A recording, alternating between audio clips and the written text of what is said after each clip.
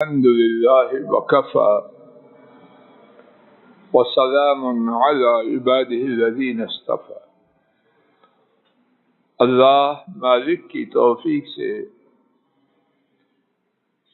یہ بات پڑھی جا رہی ہے کہ گھر میں کسی کے فوت ہونے کے بعد کیا کچھ کرنا۔ آج کے سبق میں اللہ کریم کی توفیق سے صرف دو باتوں کا ذکر کیا جائے گا۔ پہلی بات یہ ہے کہ موت آ چکی،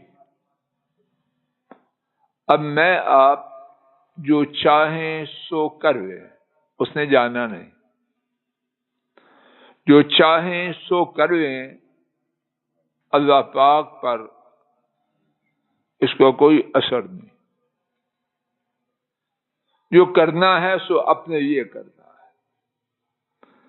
تو بہت ہی بنیادی اور ضروری بات کرنے کی کہ اس موقع پر جبکہ پہلا صدمہ ہو، موت کا صدمہ ہے، بھائی ہے، بیٹا ہے، ماں ہے، باپ ہے، عام طور پر گھر کے اندر رہنے والوں میں ایک دوسرے کے جانے کا صدمہ ہے، تو کیا کرنا؟ اس موقع پر صبر کرنا۔ بعد میں صبر کرنا وہ تو جانور بھی کرتے ہیں۔ آئیے اس بارے میں صرف ایک حدیث شریف اللہ کی توفیق سے سنتے ہیں۔ امام بخاری، امام مسلم اور بعض دیگر ائمہ رحمہم اللہ تعالی نے روایت کیا۔ حضرت انس رضی اللہ تعالی عنہ اس کے راوی ہے۔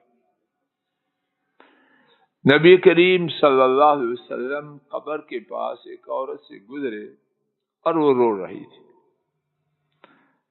نبی محترم صلی اللہ علیہ وسلم نے فرمایا اتق اللہ واصبری، اللہ سے ڈرو اور صبر کرو۔ خاتون نے کہا الیک انی، مجھ سے چلے جائیے، فإنک لم تصب بمصیبتی، تجھے یقیناً وہ مصیبت نہیں پہنچی جو مجھے پہنچی۔ قال ولم تعرفه، اور خاتون نے نبی کریم صلی اللہ علیہ وسلم کو پہچانا نہیں۔ اس سے کہا گیا هو رسول اللہ صلی اللہ علیہ وسلم، جنہیں تو نے یہ بات کہی ہے وہ اللہ کے رسول تھے۔ فَأَخَذَهَا مِثْلُ الْمَوْتِ، اس پر موت کی طرح یہ بات گہرا گزری۔ کیا مطلب؟ اس کا جو طرز عمل تھا اس کے اپنے ہی خیال میں ایک مسلمان مرد یا عورت کے لیے مناسب نہ تھا کہ رسول کریم صلی اللہ علیہ وسلم کے ساتھ وہ اختیار کرے۔ بہت صدمہ ہوا کہ میں نے کیا کیا۔ فاتت باب رسول اللہ صلی اللہ علیہ وسلم، اور رسول اللہ صلی اللہ علیہ وسلم کے دروازے پر حاضر ہوئی۔ فلم تجد عنده بوابین، دروازے پر کچھ چوکیدار نہ تھے۔ فقال یا رسول اللہ، اس نے عرض کیا اللہ کے رسول صلی اللہ علیہ وسلم انی لم اعرفک، بے شک میں نے آپ کو پہچانا نہیں۔ شرمندہ ہے، نادم ہے، اپنے بے خبری میں جواب پر اس کے لیے معذرت کر رہی ہے۔ تو نبی کریم صلی اللہ علیہ وسلم نے اپنی بات چھوڑی، اس کی بات کی ان الصبر عند الصدمۃ الاولی، یقیناً صبر وہ ہے جو پہلے دھچکے پر ہے۔ کیا کہتے ہیں؟ فرسٹ شاک، اس وقت جو صبر ہے وہ ہے۔ ہمیشہ میرے اور ہر مصیبت سے بچے، لیکن دنیا میں رہتے ہوئے موت آنا ہی آنا ہے۔ کوئی گھرانہ بچا ہے موت سے؟ نہ بچا ہے، نہ بچ رہا ہے، نہ بچ۔ اگر کوئی گھرانہ بچنا ہوتا تو فاطمہ کے ابو کا بچتا رضی اللہ تعالی عنہا و صلی اللہ علیہ وسلم. جب وہ نہیں بچا فما جعلنا لبشر من قبلک الخلد افإن مت فهم الخالدون. ہم نے آپ سے پہلے کسی بندے کے لیے ہمیشہ رہنا رکھا ہی نہیں. اگر آپ فوت ہو گئے تو کیا وہ ہمیشہ رہے؟ نہیں آنا موت. تو کیا کرنا ہے؟ صبر کرنا ہے. کس وقت؟ سب بولو. سبق حسنان کس وقت کرنا ہے؟ اس حال سے. بعد میں تو سبھی بھول جاتے. دوسرا آج کا دوسرا سبق،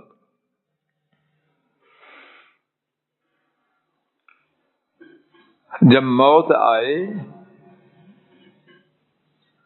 تو انا للہ و انا الیہ راجعون پڑھنا ہے، اور دعا پڑھنی ہے جو ابھی ہم انشاءاللہ پڑھیں. امام مسلم رحمہ اللہ تعالی روایت کرتے ہیں،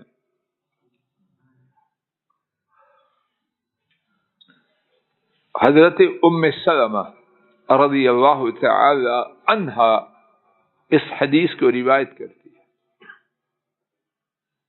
رسول اللہ صلی اللہ علیہ وسلم کو میں نے بیان کرتے ہوئے سنا، ما من مسلم تصیبہ مصیبہ، کوئی مسلمان ایسا نہیں کہ اسے مصیبت پہنچے،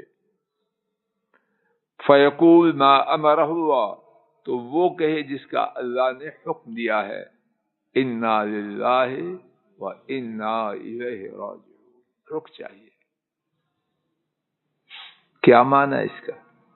انا للہ، یقیناً ہم اللہ کے لیے ہیں، و انا الیہ راجعون، اور یقیناً ہم، ترجمہ کیجیے جی، یہ نامکمل ترجمہ، اور یقیناً ہم انہی کی طرف.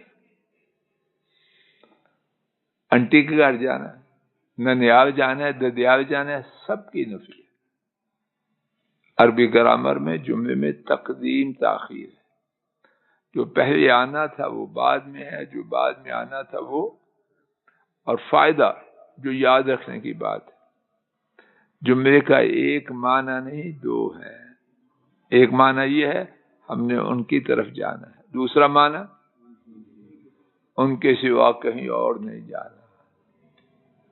انا للہ و انا الیہ راجعون. نیک لوگ، اچھے لوگ وظیفے بتلاتے ہیں. میری سمجھ میں جو وظیفہ کی ایک بہترین صورت ہے وہ یہ ہے کہ جو چیز ہمارے سر پہ آئی ہے اس کے حوالے سے قرآن پاک کی جو آیت ہے اس کو پڑھا جائے. کس لیے؟ کہ اس کے معانی کو اپنے دل و دماغ میں تازہ کیا جائے. اگر یہ آیت کریمہ مصیبت میں ڈوبا ہوا شخص اعتقاد کے ساتھ سمجھتے ہوئے پڑھے تو اللہ کے فضل و کرم سے بہت بڑا دم ہے. شاہ جی، خان صاحب، فلاں صاحب، فلاں صاحب، ان کی بجائے وہ خود ہی اس کا اپنا دم ہے. میری بات سمجھ میں آ رہی؟ اس آیت کریمہ کا ورد کرے کس معنی میں؟ کہ اس کے معانی کو اپنے دل و دماغ میں جاگزی کرنے کے لیے. انا للہ، بیٹا چلا گیا، ماں چلی گئی، بیوی چلی گئی، خاوند چلا گیا، بہن چلی گئی، تو میرا تھا؟ کس کا تھا؟ میں خود اپنا نہیں، میں خود اپنا نہیں. کوئی ہے جو اپنا ہو؟ کسی کا دنیا سے جانا اس کے اختیار میں ہے. اللہ گواہ، ہم میں سے کوئی اپنا نہیں، سب اللہ کے. جب میں اپنی جان کا مالک نہیں تو اپنے گھر سے کسی کے جانے والے کا مالک تھا؟ انا للہ، ہم یقیناً اللہ کے ہیں، اور جو گیا وہ اللہ کا ہے، جو باقی ہے وہ اللہ کا ہے، اور جو لے گئے ہیں ہم سب نے انہی کے پاس جانا ہے. تو اب بے صبری کا کیا فائدہ؟ اللہم اجرنی فی مصیبتی واخلف لی خیرا منہا، اے اللہ مصیبت تو آ چکی ہے، اب مجھے اس کا ثواب دے اور اس کے بدلے میں بہتر دے۔ کیسی شاندار دعا! اللہ اکبر! میرے ساتھ توجہ کرو، مایوسی کو ذبح کر دیتی ہے۔ ہم جو مرتے ہیں وہ مصیبتوں سے کم مرتے ہیں، مایوسی سے مرتے ہیں۔ جب تک مایوسی نہ ہو بندے کی حرکت رکتی ہے۔ کیوں وسیم صاحب؟ بندہ مارا تب جاتا ہے جب دل میں امید ختم۔ کیوں چوہے صاحب؟ جب تک امید ہے کچھ ہو جائے، اللہ پر نگاہ ہو اور دل میں مایوسی نہ ہو تو انشاءاللہ خیر۔ ہمارا بیڑا غرق جو کرتی ہے وہ مایوسی کرتی ہے، تو کیوں وَأَخْلِفْ لِي خَيْرًا مِنْهَا، جو آپ لے چکے اس کا ثواب دے دو، اور میں مایوس نہیں، جو آپ نے لیا مجھے اس سے اچھا دو۔ اللہ اکبر! اللہ! جینے کا سبق ہے کہ نہیں اس دعا؟ کیوں کاشف بیٹا؟ آپ نے جو لیا پھر ٹھیک ہے، لیکن میں کیا میں وہ نہیں مانگتا، میں اس سے اچھا مانگتا۔ کیسا نا امیدی کو ذبح کرنے کا سبق دیا ہے۔ وقت ہو چکا، انشاءاللہ اسی مقام سے کل کی گفتگو کا آغاز کریں گے۔ اللہ ہر مصیبت سے بچائے، اور جب مصیبت آ جائے تو وہ طریقہ اختیار کرنے کی توفیق عطا فرمائے جو ہمارے لیے دین اور دنیا، ہمارے لیے، ہمارے کنبوں کے لیے خیر کا سبب ہو، خیر کا سبب ہو، خیر کا سبب ہو۔ اے اللہ ہماری پریشانیوں کو دور فرما، بیماریوں کو رفع فرما، غموں سے نجات دے، مصیبتوں سے چھٹکارا دے۔ اے اللہ ہماری اصلاح فرما، ہماری اصلاح فرما۔ اے اللہ ساری مصیبت ہمارے بگاڑ کی وجہ سے، ہر بیماری، ہر غم، ہر دکھ، ہر نقصان ہماری وجہ سے۔ رب ذوالجلال گواہ ہے، اے اللہ ہماری ہر مصیبت، ہر نقصان، ہر غم، ہر دکھ، ہر ٹینشن، ہر قلق، ہر اضطراب ہمارے گناہوں کی وجہ سے۔ یا اللہ ان سے چھٹکارا دے، یا اللہ سچی توبہ دے دے، سچی توبہ دے دے، مکر و فریب والی، ہیلے بہانے والی، اداکاری والی، فنکاری والی توبہ، یا اللہ اس سے جان چھوڑا دے، اس نے بیڑا غرق کر دیا۔ توبہ توبہ اور پہلے سے زیادہ خبیث، یا اللہ اس سے جان چھڑا دے۔ یا اللہ ہماری اصلاح فرما، ہماری بیٹیوں کی، بیٹوں کی، بہووں کی، دامادوں کی، گھر والوں کی، پوتے پوتیوں، نواسے نواسیوں، بہن بھائیوں، پوری امت کی اصلاح فرما دے۔ اے اللہ فحاشی، بدماشی، بے حیائی، بے غیرتی جو آ چکی ہے، آ نہیں رہی، آ چکی ہے، یا اللہ اس سے چھٹکارا دے۔ یا اللہ اس سے ہمیں، ہمارے گھروں کو، ہمارے معاشرے کو، ہماری امت کو اپنے فضل و کرم سے چھٹکارا دے دے، چھٹکارا دے دے، چھٹکارا دے دے۔ اے اللہ ہماری آنکھیں کھول دے۔ اے اللہ ہم جو بگلے بنے ہیں، اے اللہ ہمیں ہوش دے دے، اے اللہ ہمیں ہوش دے دے، اے اللہ ہمیں ہوش دے دے۔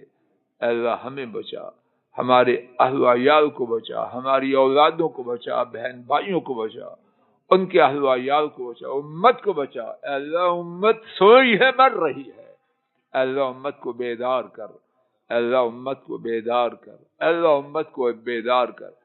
اے اللہ دین دے، غیرت دے، حیا دے، بے حیائی، بے غیرتی، بے دینی کا نام و نشان مٹا۔ اے اللہ امت کو بلند فرما، امت کو بلند فرما، امت کو بلند فرما۔ اے اللہ ہمارے ملک پاک کی، پورے عالم اسلام کی حفاظت فرما، حفاظت فرما، حفاظت فرما۔ اے اللہ جو ان میں بے دینی لانا چاہیں، بے حیائی لانا چاہیں، بے غیرتی لانا چاہیں، اے اللہ ان کا نام و نشان مٹا۔ اے اللہ قیامت تک آنے والے ہر انسان کے لیے انہیں باعث عبرت بنا، باعث عبرت بنا۔